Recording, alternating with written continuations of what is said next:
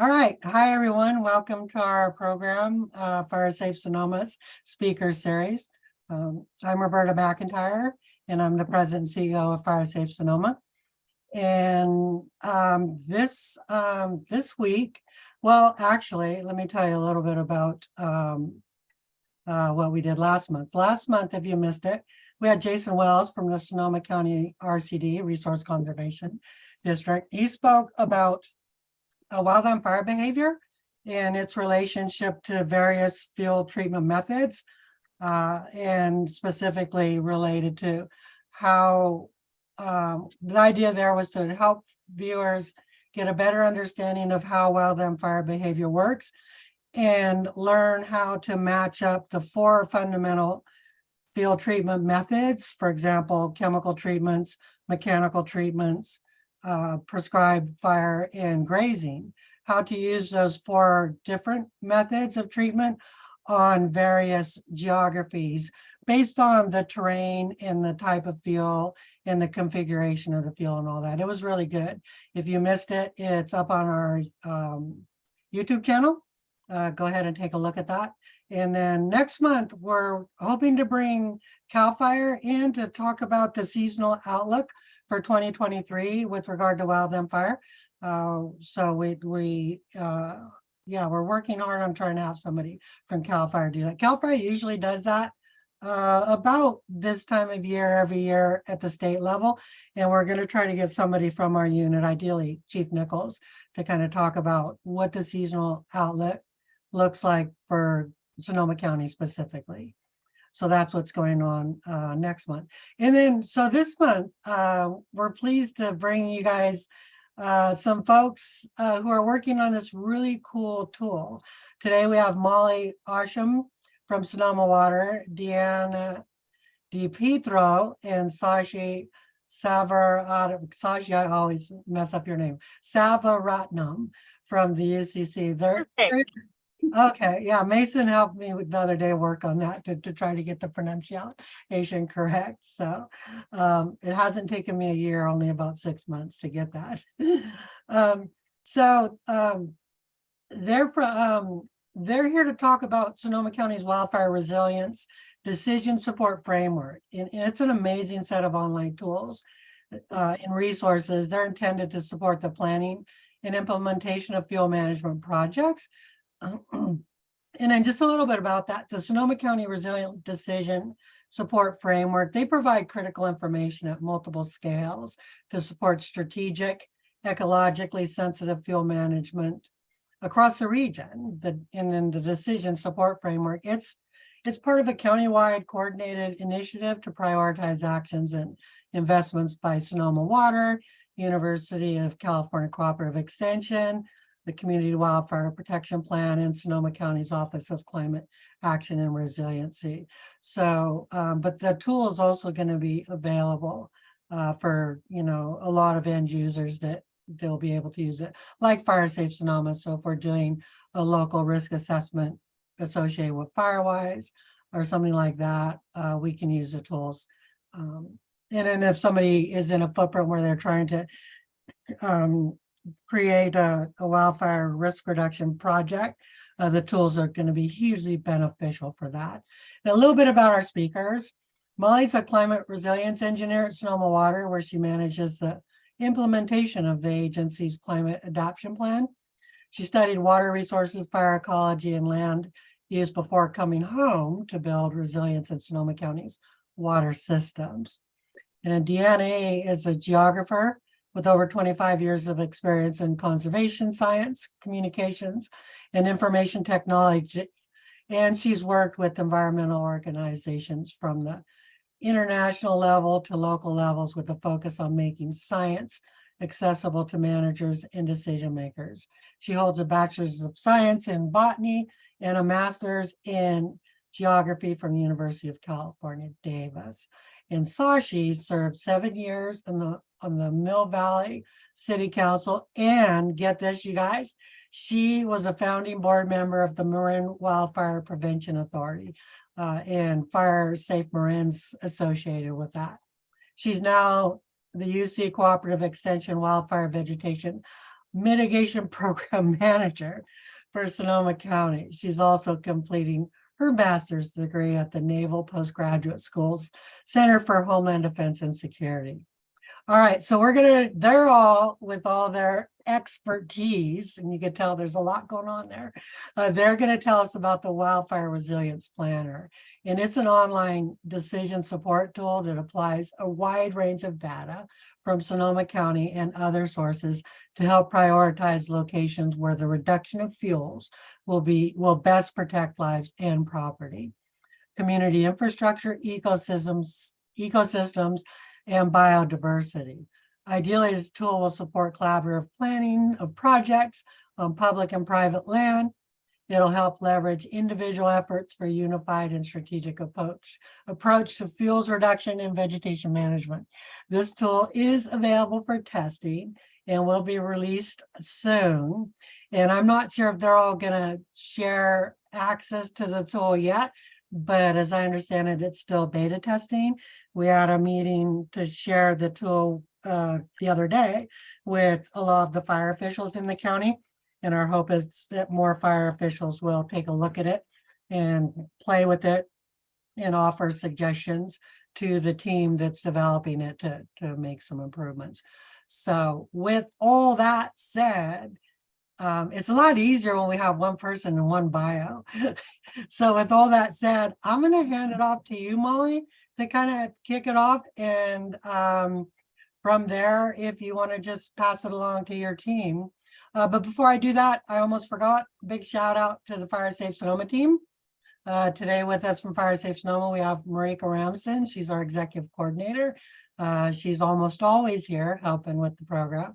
And Mason Innumerable, he is our Grizzly Corps fellow, and he's on his second year of fellowship with us. And he has been the one to make this program possible. He does almost all of the behind the scenes stuff. So they're going to be helping us out behind the scenes, managing the chat and those kinds of things. So now that's all of the way. Molly, I'm handing it over to you, and I'm going to zip it. Thank you, Roberta, for that generous and expansive introduction. And thank you. Yeah, I'll echo thanks to Marika and Mason for getting us on the agenda today, and all of the attendees for taking time out to learn about our wildfire resilience decision support framework today. So yeah, my name is Molly Oshun. I work at Sonoma Water. I'm new to this particular effort, but I'm not new to the county. And so I'm grateful for some backup today from our phenomenal partners at UC Cooperative Extension, Sashi Sabaratnam, and at CBI, Deanne DiPietro. So we'll be kind of tag teaming the presentation today. And my role is to provide a little bit of context on kind of how this tool, these tools got started. And Deanne will be doing kind of the meat of the demo of our tool, which, yes, Roberta teased, we will be sharing login information to the tool today. So you'll, if you're interested, have the opportunity to poke around on your own time with the tool. So in 2019, following, as you all know, a string of motivating wildfires in the county, the Sonoma County Board of Supervisors acknowledged the need for our agencies, partners, and the public to align efforts on vegetation management in the county. With this in mind, they allocated $1.6 million of the PG&E settlement funds to build this wildfire decision support framework. Next slide, please.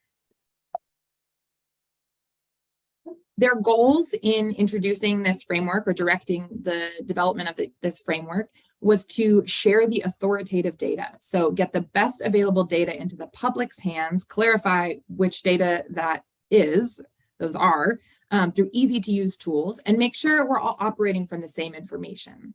Also to advance through the sharing of that data, informed and transparent decision-making, to enable collaborative planning and prioritization, which we're grateful to say the Board of Supervisors backed up just this past January by directing all county departments to use this wildfire resilience planner for their strategic planning. And lastly, to leverage strategic investment. So that's where we start to talk about leveraging, looking at multi-benefit projects. If we have all the information, most of the information in one place, we can start to see where the overlapping opportunities exist to keep us moving towards our climate goals together. Next slide. So what do we mean by wildfire decision support framework? We use that language to describe these two online tools, which function separately, but are integrated. And one is the Sonoma Wildfire Resilience Planner. That's the effort led by Sonoma Water and Conservation Biology Institute. And that's the focus of our presentation today. The Resilience Planner works at landscape scale with the intent to help users prioritize where to invest money and conduct outreach. So the audience is really organizations who are coordinating fuel management programs.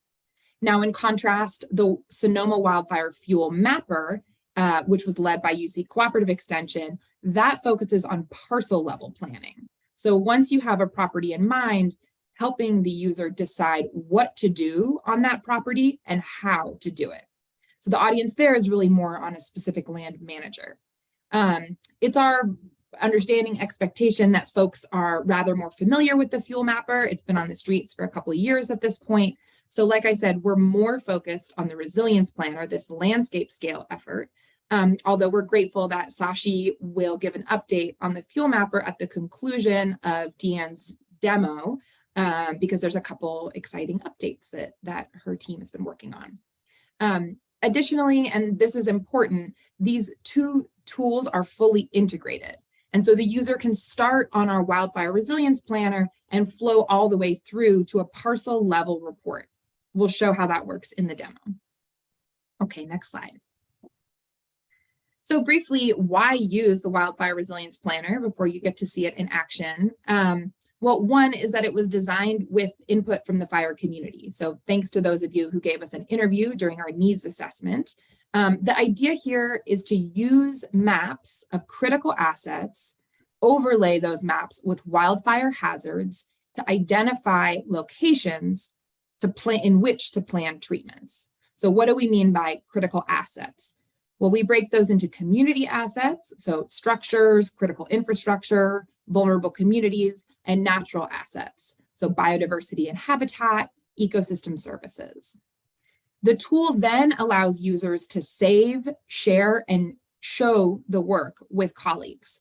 So in that way, folks who may or may not be all operating in the same GIS environment can work together across this web-based tool to identify and document priorities, align with partners, create grant applications to show the benefits of working in a particular location, and help plan outreach to landowners. And without further ado, Deanne is gonna take over the controls to show you how a person might do all those things. Thank you, Molly. Okay, just switching some screens here.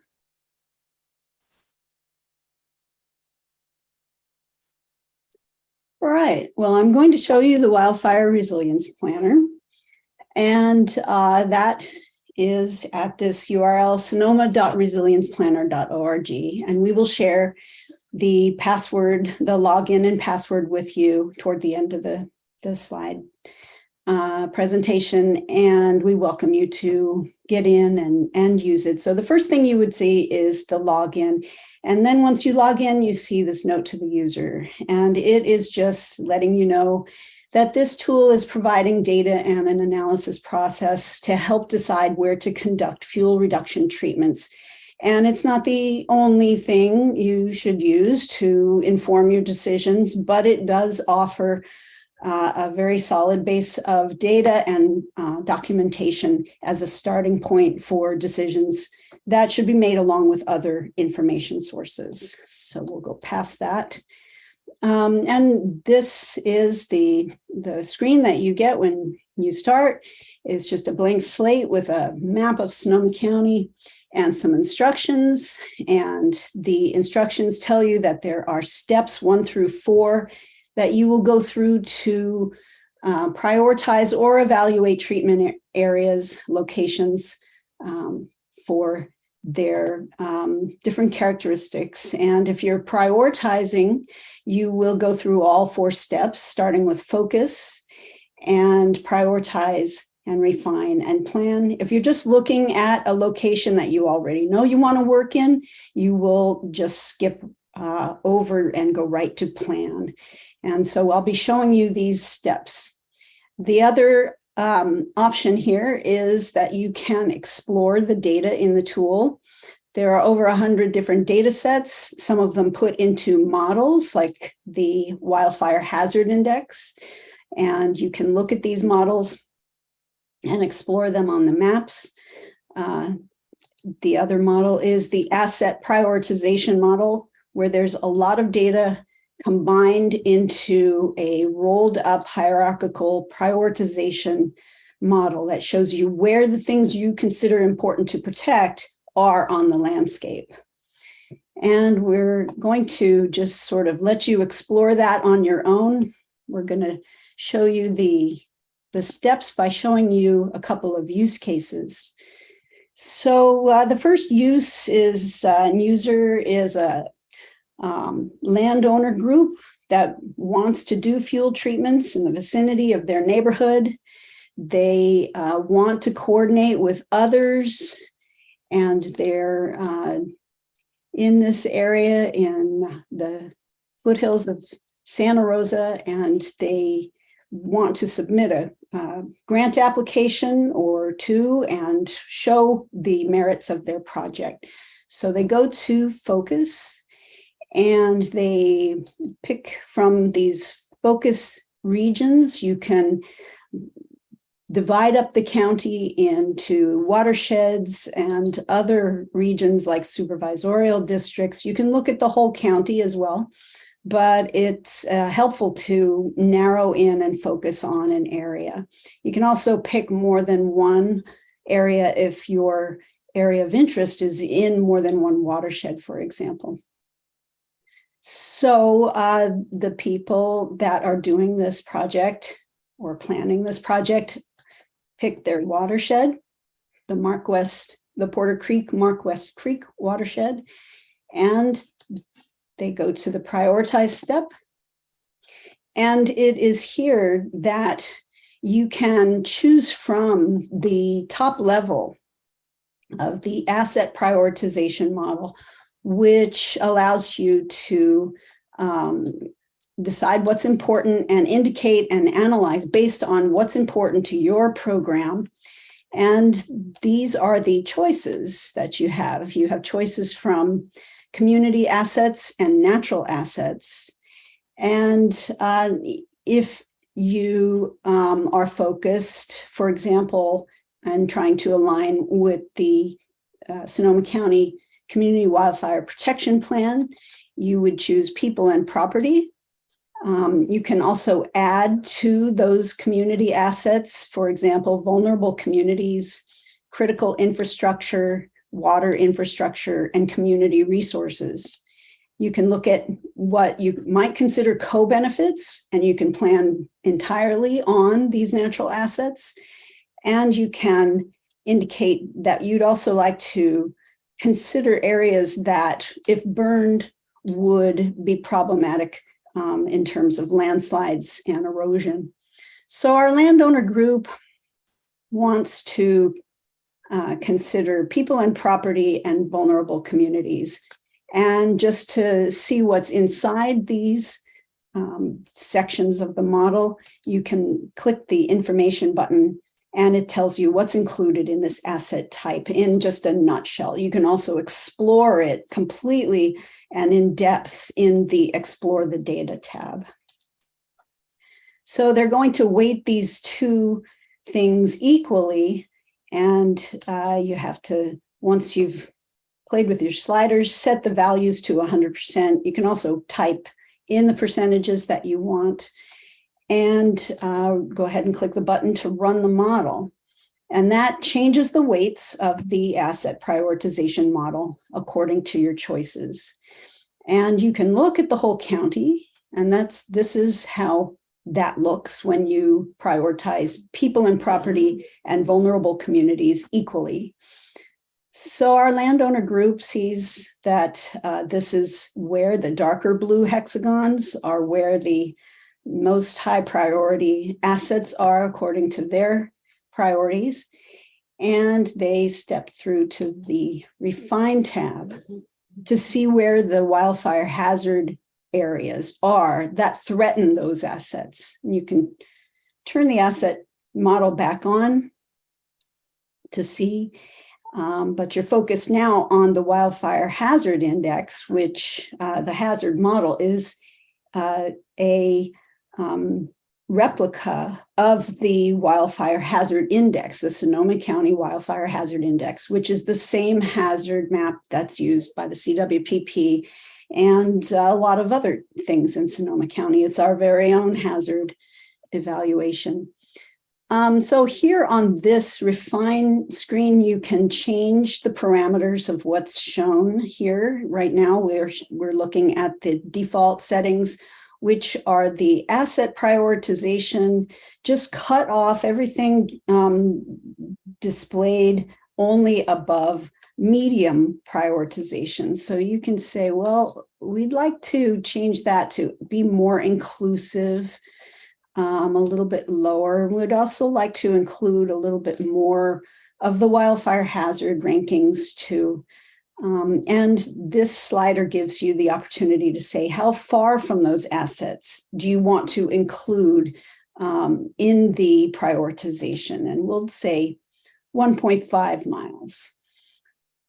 The bottom section is what we call a screen. You can say, show me only the places that are inside these areas. For example, priority green belts. Now it looks like we're already pretty largely inside priority green belts. So you can run it again. You can change the parameters and see how it comes out until you like it. And so this shows that our landowner group and their property, which is right here, or their neighborhood, I should say, their multiple properties, is part of what looks like an important belt of wildfire hazard that could be, if addressed, very important for protecting the community assets along the 101 corridor to the west and downslope. So that's a great justification, a nice thing for the landowner group to be able to say that they are contributing to what could become a wildfire risk reduction buffer by working in this location. They can also show other things and explore the context of their project. They can, for example, see if they are overlapping with the CAL FIRE VTP treatable areas. Looks like there's some of that designation there. If they're in a pod or more than one pods, the potential operational delineations. That data is here in the Wildfire Resilience Planner. It's at the status that we have right now. That data set is still in the works. There will soon be attributes and other information attributed to these polygons, but for now they're just polygons because they were just created. You can look and see what other projects have been designated in this area. And so you can see that this landowner neighborhood is inside the Hazardous Fuels Reduction Program project area, the FEMA grant that has come to Sonoma County. It's got several vegetation management grant program projects around in the surrounding area, but not right there. So they could, for example, coordinate with the one here nearby, but they can make the case that nobody's working right here.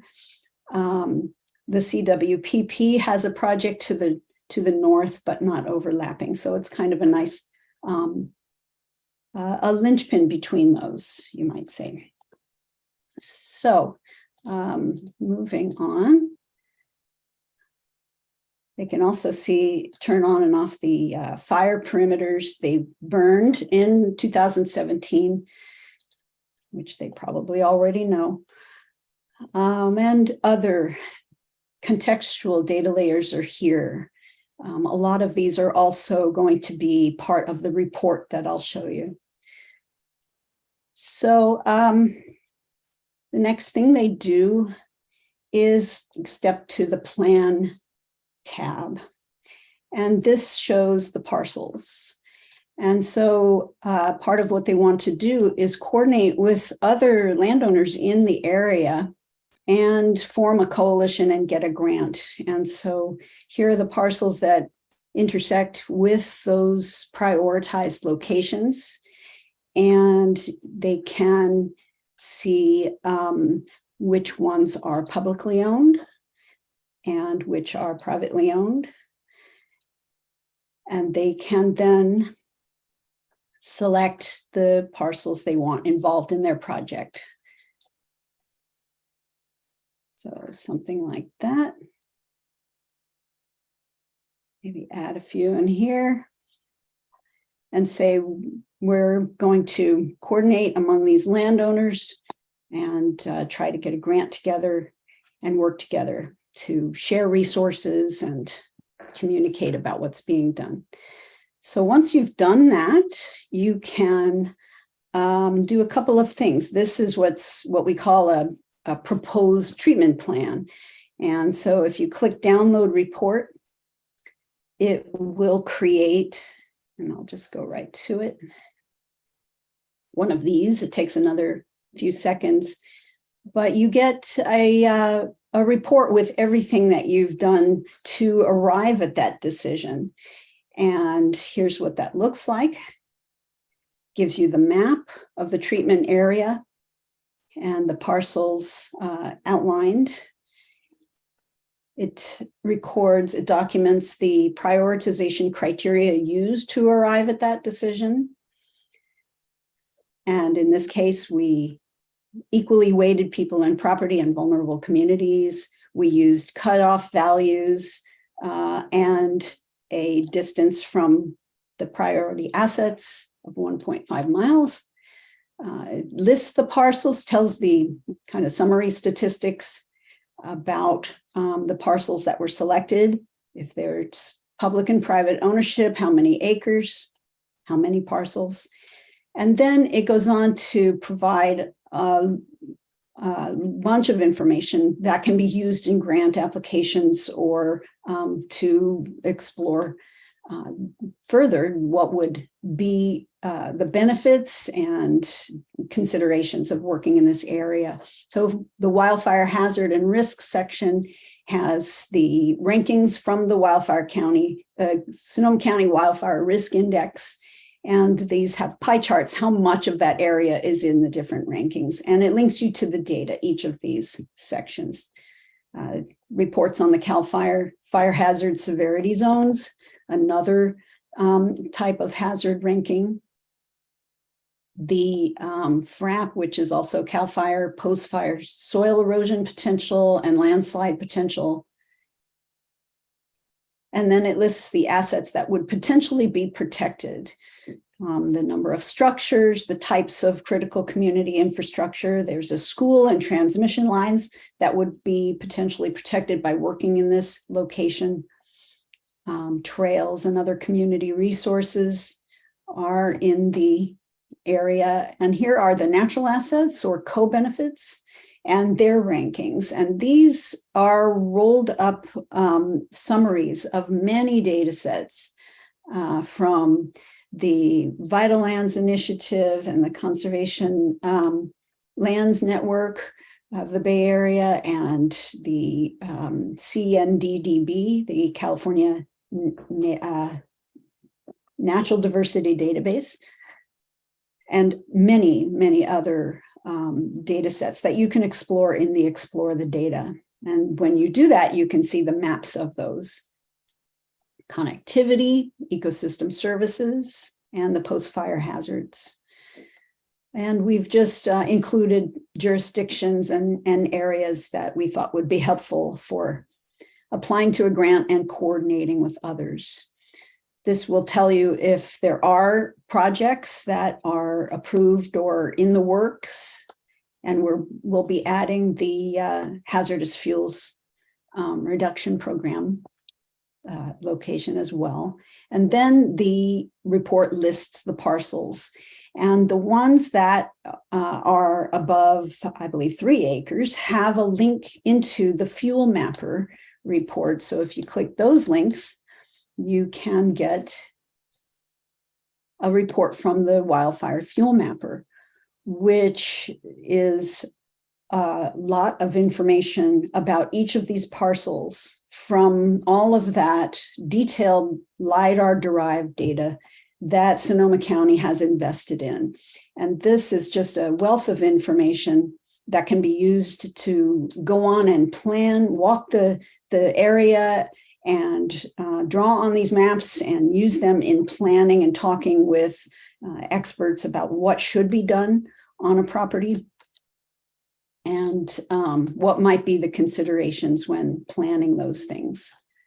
So I'm going to go back to the other thing you can do is click Share Plan, and that gets you a URL that you can copy and include in an email to anyone you want to communicate this to. You could include it in emails to the grant program or the other landowners and say, look at this, we're building a coalition.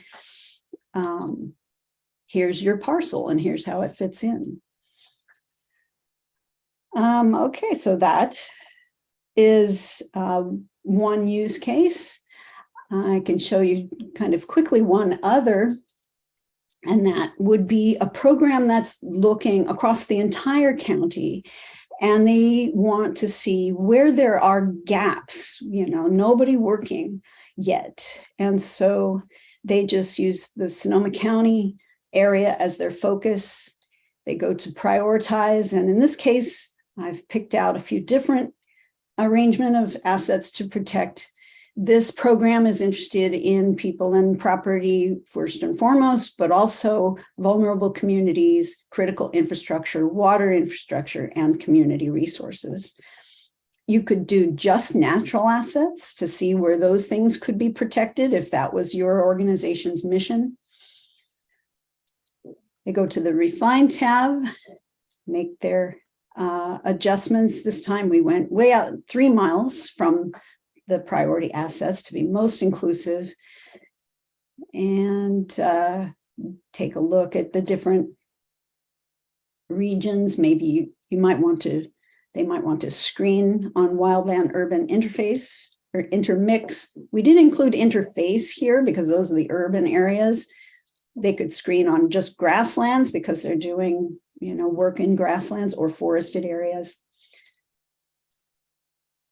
And so just looking at it this way shows, together with the existing projects overlaid, is enough to show across the whole county some interesting areas where they might work. And so they can see that right in here. This is part of the hazardous fuels reduction program, but there's been no other projects identified, so perhaps they can collaborate with Permit Sonoma on getting some work done there, or perhaps they would like to work in an area that nobody has designated, like, for example, this area here in Diamond A, where there are no intersecting projects happening yet, but high risk to the assets there.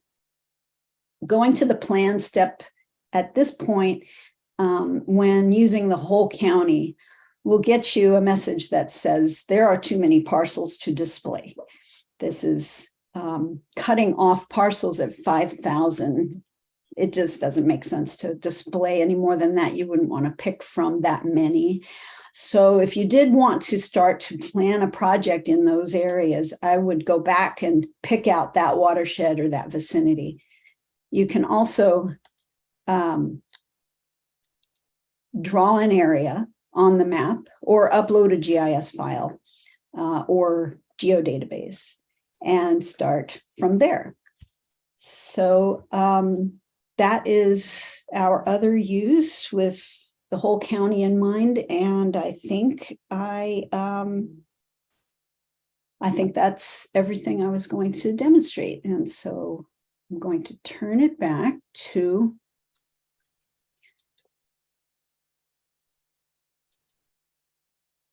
I'm going to turn it over to Sashi to say whatever else you'd like to say, Sashi, about what's coming up for the fuel mapper. Thank you so much, Deanne. I'm sorry I'm having to be off camera here for a moment because I'm in transit.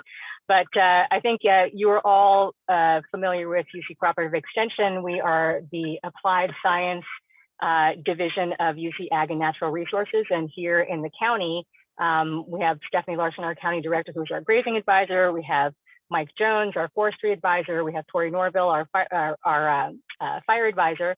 And the county allocated money to our division for my position, which is as Wildfire Vegetation Mitigation Program Manager.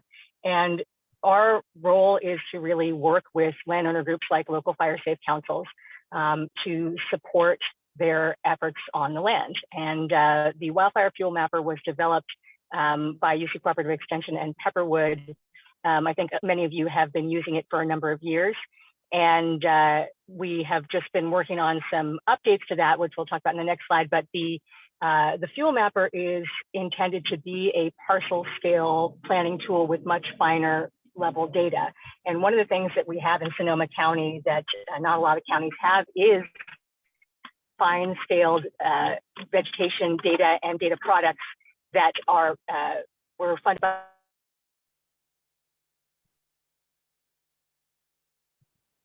Sashi, you muted.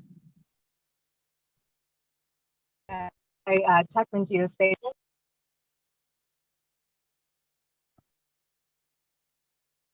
Fuel Map Resilience Planner is based on the 2013 LIDAR data. Last year, the North Coast Resource Partnership put together a funding for new LIDAR data of the entire North Coast, including Sonoma County. And those data products are being produced as we speak, and they will be available later this year. So the Fuel Mapper data will also be able to have that updated data. And the Community Wildfire Protection Plan every year is going to have new and updated projects on that. Those will also be available to these tools. So yeah, go ahead and go to the next slide. So what's next with the Wildfire Fuel Mapper? We are actually in a fun phase now where we're creating kind of the next version of that. Spent a lot of time talking to local fire safe councils and landowner groups who've been using the Fuel Mapper, and we are now going to, the new tool will be, it'll do the same thing, but you'll be able to select multiple parcels, because people were talking about, well, hey, my neighbor and I want to do something together. We want to do a community grazing project. We want to figure out a strategic fire break for our fire safe council. So you'll be able to select multiple parcels, and you'll be able to select just the layers that you need if you didn't need them all, or if you wanted all of them, you could have them. And then it will produce a georeferenced PDF that you can open up in Avenza, or that you can take out in the field and mark up, and a report on what the underlying data is from those at that finer scale. And then when new data comes in, like when the new LIDAR data products come through, you'll be able to pull a new map. It will be kind of a moment in time, a static map, but you could go and pull new maps at any time. And have up-to-date data for what you want there. So that's what's coming up next. If anybody is interested in helping me test this, because I have a very, not even beta version of this that we're working on right now, please email me. My email address is there, and look forward to hearing what your feedback is. Thank you so much. Thanks, Sashi. Okay, handing it back to you, Molly. Super, thank you both.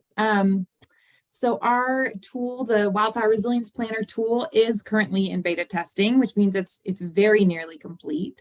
The login information is visible here on the left-hand side, the username, Sonoma, password, betatestwrp, and we'll drop that in the chat. And it was also in the meeting invite for today. Surely will be in the follow-up message as well. So we hope that you'll use it and give us some feedback on how it might be improved. We are nearing the end, so we can't promise everything, but please go experiment and let us know what happens and what tweaks might be supportive. And additionally, we're going to continue with these sorts of demos through the spring. So please let us know if you think there's another audience who might benefit from hearing about the tool. So we're eager to share. And yeah, save some time here for questions. So I've kept up with some of the questions coming in the chat, but if anybody wants, oh, thank you, Mason or Marika, whoever put that in the chat. That's our login information there. And it looks like Caitlin Cornwall offered a question for Deanne. How does the selection of an analysis area in the first step affect the later results?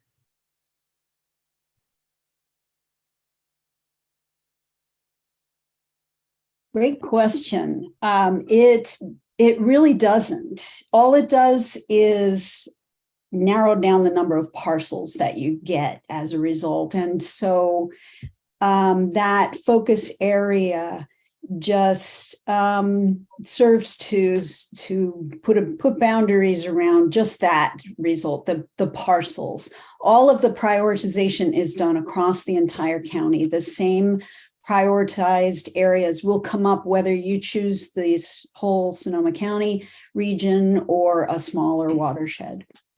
Okay, great. I wanted to make sure I wasn't missing something there. Thanks for that.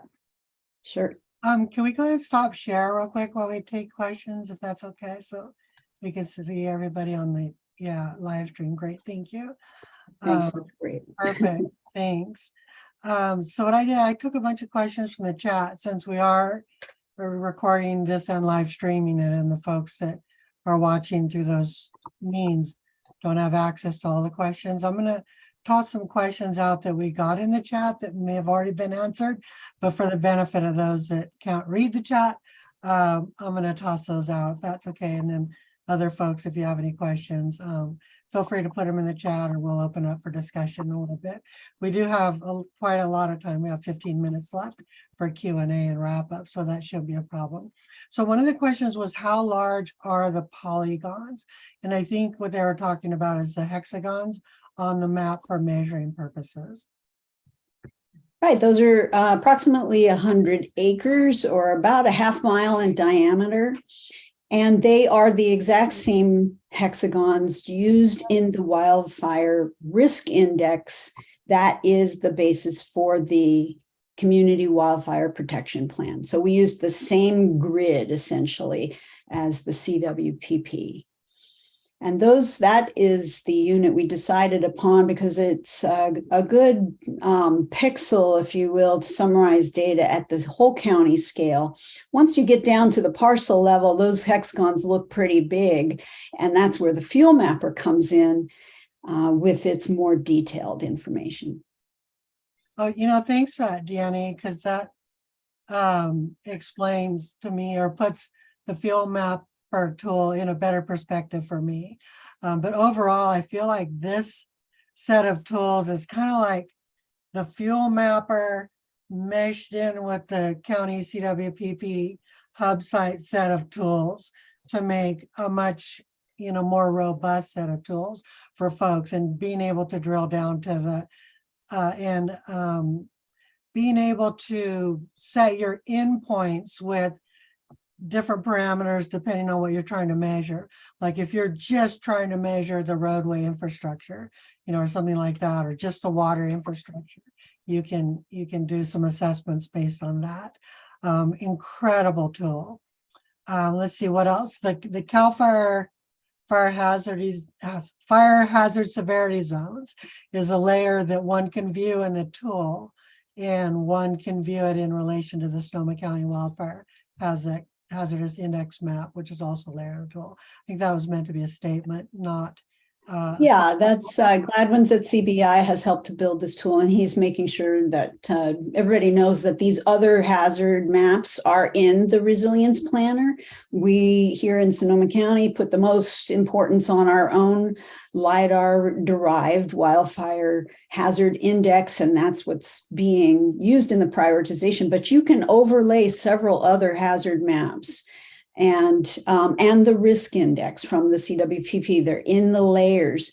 And that includes the CAL FIRE hazard severity zones. Yeah, and that's a perfect segue into the next question, which I had as well. So CAL FIRE is in the process, it hasn't been fully vetted yet. They're in the process of updating their fire hazard severity zone map set. Like I say, I want to say it again. It's not fully vetted yet, still in public comment window as far as I know, and probably won't be fully vetted until sometime after April, is what CAL FIRE is telling us.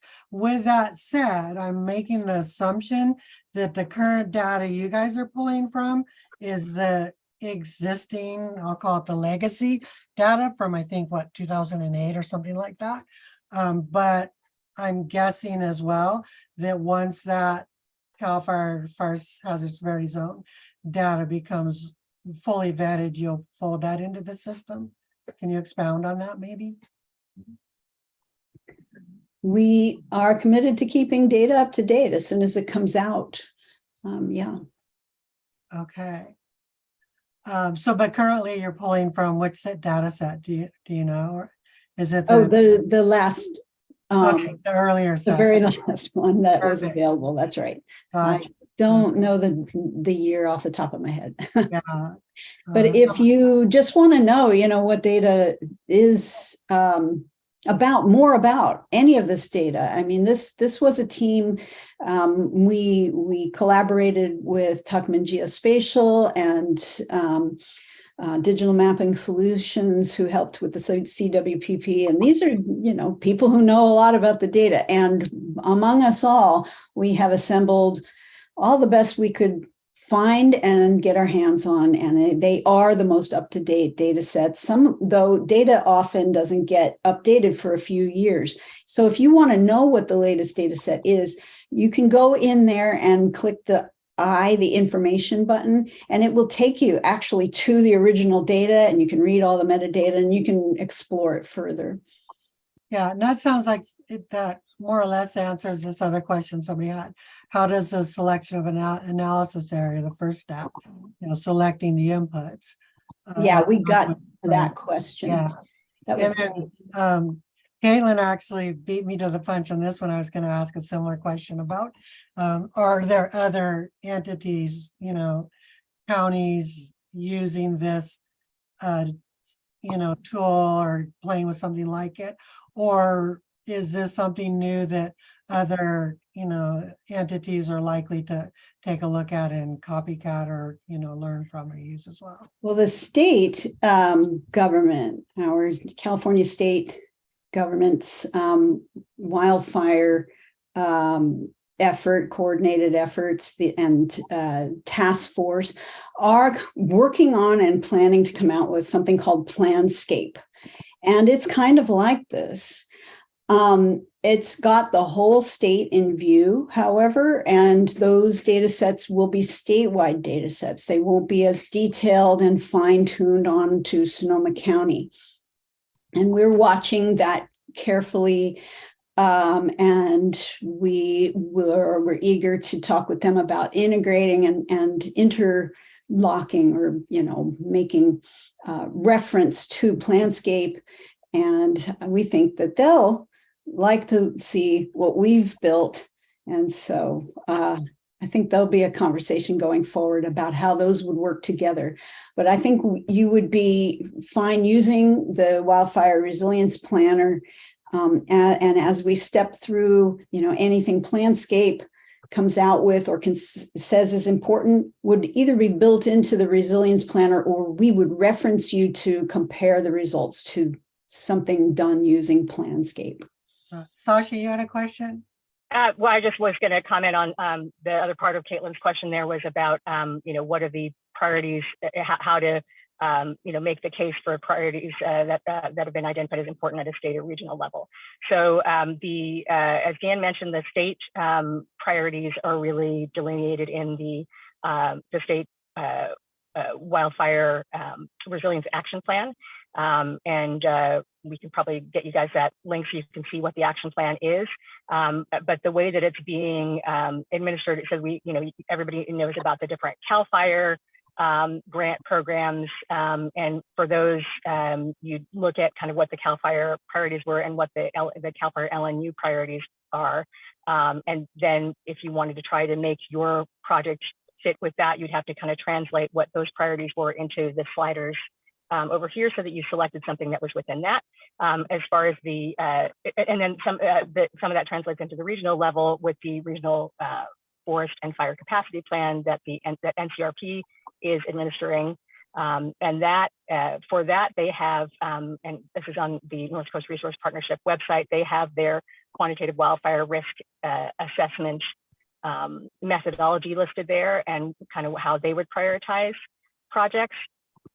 They're using a project tracking tool that's being used in other parts of the state that has a slightly different purpose. So that this, if you were trying to figure out, well, how can I create a project that's going to fit with those priorities, you'd have to kind of figure out what those priorities were, or what the kind of grant was asking for, and then you'd have to figure out how to translate that into priorities that you'd input here, and then it would show you what the parcels were that match that. So you'd have to kind of do that translation that way.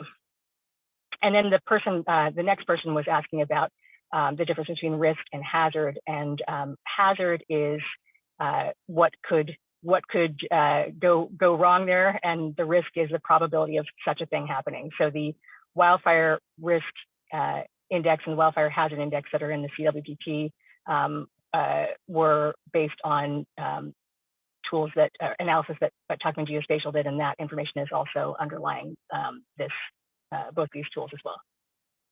Perfect. Yeah, I can add to that. The resilience planner does make the distinction between risk and hazard in the way that Sashi just defined them.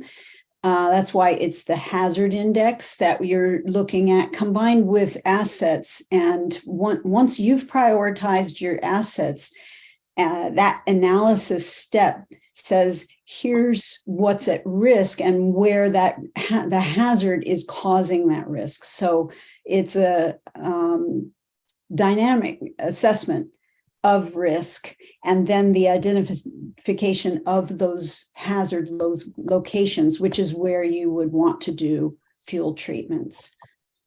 Incidentally, the wildfire risk index is a layer in the resilience planner that you could compare with your product, your prioritization result. The CWPP has taken into account certain assets, prioritizing people and property in particular. And we have added this whole other list of things that you could also prioritize, but you can mimic the CWPP by just picking people and property, which would result in something very close to the wildfire risk index of the CWPP. That's a lot to absorb. I have you guys spoken with IBHS Insurance Business and Home Safety Entity? Have you guys engaged with them at all regarding this? Because they currently have the wildfire prepared home, scale standard in concept. And then their plan, as I understand it, and speaking with them, is to eventually come up with a wildfire prepared community to increase their scale there. Have you guys engaged with them at all to maybe see if they'd be interested? So she's smiling, so I'm guessing there's something going on there. I'm just smiling because I have advised them in other counties before, so I'm familiar with the designation. But I'll go ahead and let these guys answer. Yeah, have you guys engaged with them yet? I suspect you might, because I didn't catch who you were asking about, Roberta. Yeah, The Insurance Institute for Business and Home Safety. Yeah. I can answer that a little bit. Susan Hayden, Sonoma Water, and part of the team here. In our needs assessment early on, a year and a half ago, we attempted to engage the insurance community on that because I have learned from you, Roberta. But we haven't had any genuine contact, and I think now that we have the two tools together and integrated, it's never too late to do that. And we are making a long list of next steps and important connections to make. So if you're able to help us with that, that'd be awesome. Well, Barbara Lee is also on. She's got her hand up, and she's got some information about the County of Sonoma pilot program she's working on related to the insurance industry. Okay, super. yeah, go Thanks so ahead, much, Sashi, and Nice to see you, Roberta. It's been a long time since I was at the Northern Sonoma Air District, but I am now in the County Administrator's Office, and we are convening a pilot project. We have a Civic Spark Fellow working on it, and we're putting together a stakeholder group to work on this very issue, and IBHS is part of the stakeholder group. We also have the executive director of PIFC, which is an association of fire insurance underwriters in California, the larger underwriters, and we're going to be reaching out to some of you to join this effort. And the goal is to align some of the grant funding opportunities we have with financing that's available through the Sonoma County Energy Independence Program, use the checklist process to identify risk mitigation measures that need to be undertaken, and what the minimum standard would be in order to receive some sort of consideration, either for people who have had their insurance coverage denied to have it reconsidered, or a rate consideration under the new insurance regulations that were just passed in California. And to do this all with sort of a one-stop shopping portal. Jane Elias, I'm not sure if she's still on the Zoom, but there she is. She runs the Energy Independence Program, and we are working with Permit Sonoma and others. Sashi's been advising us. So our goal is, in fact, to deliver that benefit if we can. Perfect. All right, we are about out of time. Before we leave, I have a couple minutes. Thank you guys. Great presentation. I can't wait to see how this all evolves. This is a fantastic tool, and I'm just amazed at what you're able to put together. So thank you everyone for attending. Thank you, all of you speakers, Sashi and Deanna E. and Molly, all you guys. But I will want to leave everybody with this. From time to time on this, on our speaker series, what we do is we do a giveaway. So this month we're doing a giveaway of Maya's book. It's a book of poems. And she wrote this book of poems about forest after the fire. It's really cool.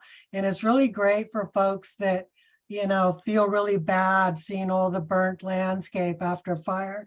It helps you appreciate nature's evolution when that actually does occur. So what we'll do is, following this presentation, we'll take all the emails from the folks that attended, and we'll run it through a random number generator through Excel, and we'll come up with one person of all of you that will email this to. So if you get an email from us in the next couple of days asking for your physical address or mailing address, that's what that's about. We want to get your mailing address so we can mail you this really cool book.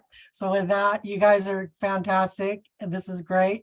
And then if you want, feel free to point folks to this presentation on our YouTube channel. If you want to share it with others, any of you, I think I can say that, right, Molly? Am I okay doing that? Okay, perfect. All right. Thanks, everyone. And we'll talk to you later. Thank you. Thanks, Roberta. You're welcome. Thanks, Bye-bye. everybody.